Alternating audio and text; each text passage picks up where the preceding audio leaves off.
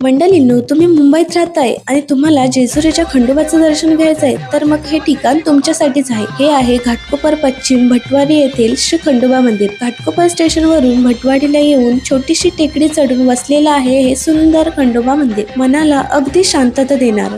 जेजुरीच्या खंडोबाचं प्रतीक असलेला देखणा पांढरा घोडा अगदी लक्ष वेधून घेण्यासारखाच आहे. मंदिरात प्रवेश केल्यावर आधी गणपती बाप्पाचे दर्शन घेतले आणि मग पुढे मुख्य गाभाऱ्यातील खंडोबाचे दर्शन घेतले. खंडोबा महाराजांच्या चरणी नतमस्तक होऊन आशीर्वाद घेतला.